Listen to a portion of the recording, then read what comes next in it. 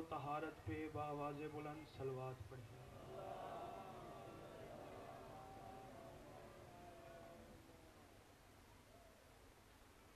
استقبال روح معصومہ کی خاطر آنکھیں بند کر کے سر جھکا کے صلوات پڑھیں۔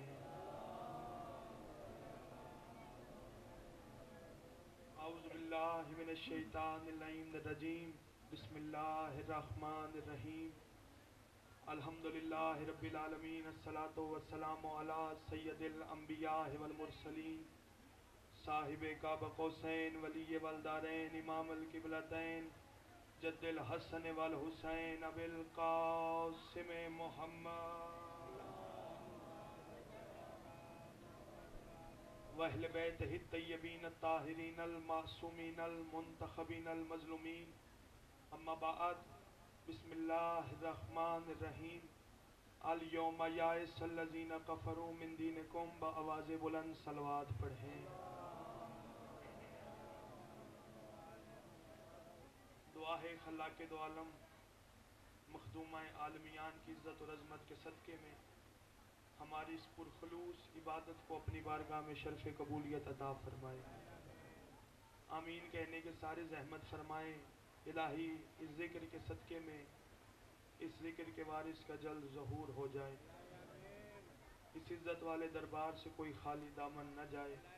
دعاؤں کی قبولیت کے لیے عبادت میں اضافہ فرمائیں، بآواز بلند صلوات پڑھیں۔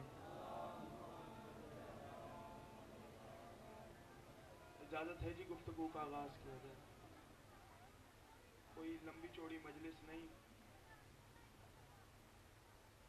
لوگ کہتے ہیں کہ اللہ نے سب کو بنایا ہے اس لیے سب برابر ہیں۔ اللہ نے دنوں کو بنایا، میں دنیا کے ہر بندے کو چیلنج کر رہا ہوں، کوئی بندہ بدھ کو جمعے کے برابر کہہ کے دکھائے۔ بدھ کو جمعے کے برابر نہیں کہا جا سکتا۔ اللہ نے 4 کتابیں نازل کی، توریت، زبور، انجیل اور قرآن۔ کوئی بندہ یہ جرات نہیں کر سکتا کہ وہ توریت کو قرآن کے برابر کہہ دے، جبکہ چاروں کتابوں کو اللہ نے بھیجا ہے۔ اللہ نے راتیں بنائی، کوئی بندہ لیلۃ القدر سے افضل رات دکھا دے۔ لیلۃ القدر افضل کیوں ہے؟ خدا کہتا ہے انا انزلناہ فی لیلۃ القدر، ہم نے اس رات میں قرآن کو نازل کیا۔ غیرت کی عدالت میں فیصلہ کر کے بتاؤ، جس رات میں قرآن آ جائے وہ ساری راتوں سے افضل ہو جاتی ہے، اور جس گھر پہ قرآن آ جائے، زحمت فرمائیں یہ بولنے کی، یعنی ہر رات لیلۃ القدر کی برابری نہیں کر سکتی۔ پھر اللہ نے جو مہینے بنائے، کوئی ایسا بندہ روئے زمین پہ آج تک خلق نہیں ہوا جو شوال کو رمضان کے برابر کہہ دے، یعنی شوال رمضان کے برابر نہیں، توریت قرآن کے برابر نہیں، بدھ جمعے کے برابر نہیں، کوئی اور رات لیلۃ القدر کے برابر نہیں۔ پھر انصاف کر کے بتاؤ، آل مروان اور آل عمران برابر کیسے ہو سکتے ہیں؟ آپ کہ اپنے مذہب کا بہت بڑا سکولر ڈاکٹر اسرار احمد اپنی کتاب حرمت شراب کے موضوع پہ لکھ رہا ہے، اور اس میں وہ واضح طور پہ لکھ رہا ہے کہ جب عربوں کے اندر شراب حرام نہیں تھی، عرب اپنے بچوں کو گڑتھی بھی شراب کی دیا کرتے تھے، لیکن دنیا کا ہر مورخ یہ فیصلہ کر کے گیا ہے کہ جب عربوں میں شراب اس قدر حلال تھی کہ نومولود بچوں کو گڑتھی بھی شراب کی دیا جاتی تھی، اس وقت بھی ابو طالب کی حویلی میں شراب حرام تھی۔ تمہیں ساروں کو برابر کہنے کا شوق ہے تو حیا کرو، تمہیں شراب کی گڑتھی میں اور محمد کے لعاب کی گڑتھی میں فرق ہی نظر نہیں آتا؟ عدالت تھی چیف جسٹس آف مدینہ کی، تخت پہ عادل نبی کا صحابی موجود تھا، بیٹے کو لایا گیا اس جرم میں کہ اس نے شراب پی ہے۔ باپ کیونکہ عادل نبی کا صحابی تھا، اس نے فوراً فیصلہ کر دیا چاہے میرا بیٹا ہے اس کو کوڑے مارے جائیں۔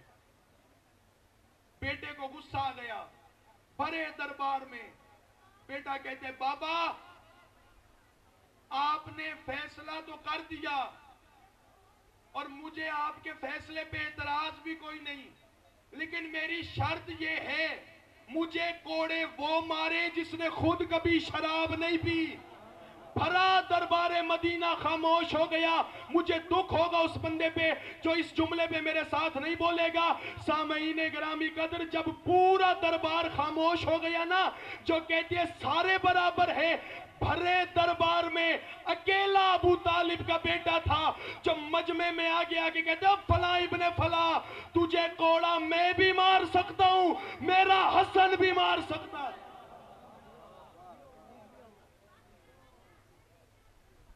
ہمارے گھر میں کوئی ایسا بندہ نہیں، بس اتنا وقت تھا۔ امیر المومنین فرماتے ہیں کہ اگر کسی کنویں میں شراب کا ایک قطرہ گر جائے اور پھر اس کنویں کو مٹی سے بھر دیا جائے، اس سطح کے اوپر جو گھاس اگے، جو گھوڑا وہ گھاس کھا لے، میں علی اس پہ سوار ہونا بھی پسند نہیں کرتا۔ اس شراب نے بڑا نقصان کیا ہے علی کی بیٹیوں کا۔ وقت ہوتا میں فضائل سناتا، شراب کی وجہ سے ماں 4 گھنٹے کھڑی رہی، بیٹی نے 15 اذانیں سنی۔ دعا کیا کرو اللہ کسی بہن کا بھائی نہ مارا جائے۔ اگر بھائی کی موت، کیونکہ موت برحق ہے، ہونی ہی ہو، میں سید دعا مانگتا ہوں اللہ کسی بھائی کے مرنے سے پہلے اگر اس کی بہن ہے تو وہ مر جائے۔ بڑی مشکل ہوتی ہیں بھائیوں کی موتیں۔ کتنے جنازے قبرستانوں میں پڑے ہوتے ہیں، جنازہ پڑھ دیا جاتا ہے، لوگ کہتے ہیں تدفین کرو، وارث تڑپ کے کہتے ہیں کیسے کریں اس کی بہن آ رہی ہے، بار بار فون کر کے کہتی ہے جلدی نہ کرنا میں بھائی کا چہرہ دیکھنا چاہتی ہوں۔ جس کا حسین جیسا بھائی تھا، جب 11 محرم کو لاش پہ آئی ہے نا، حسین کی گردن ساتھ نہیں تھی، لاش 9 حصوں میں تقسیم تھی۔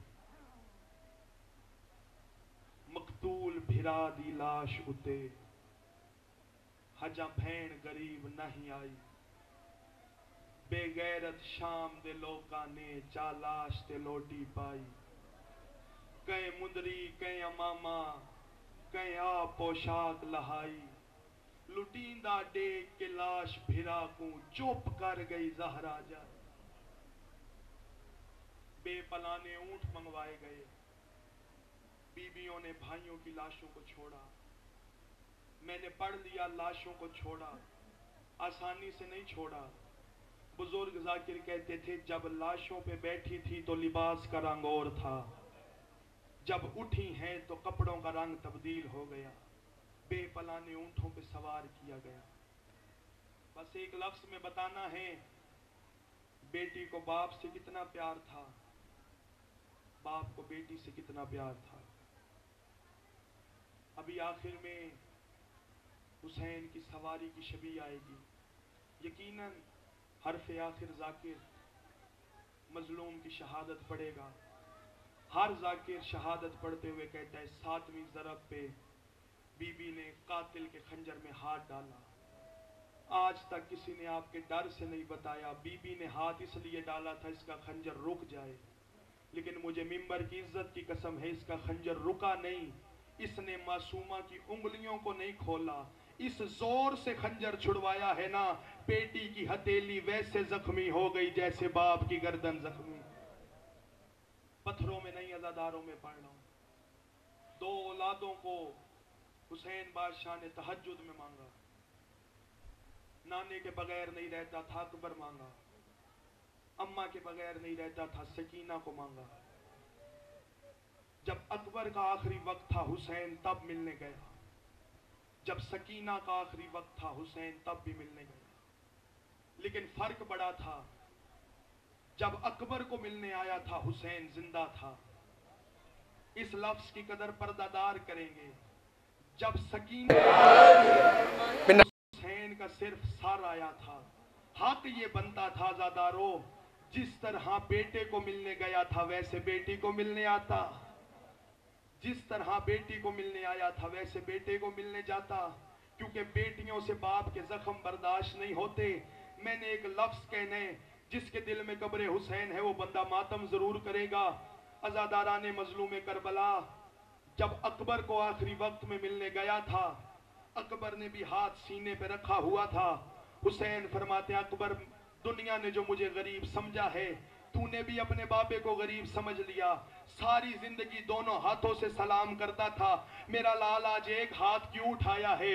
اکبر تڑپ کے کہتے ہیں بابا میرا ہاتھ ہے ظلم کے سامان پہ، میں نہیں چاہتا میرا زخم تو دیکھے۔ جب سکینہ کو ملنے آیا تھا بی بی کا ہاتھ رخساروں پہ تھا، حسین فرماتے ہیں معصومہ ہاتھ نہیں اٹھاتی، تڑپ کے کہتی ہے بابا میں نے اکبر کی طرح اپنا زخم چھپایا ہے۔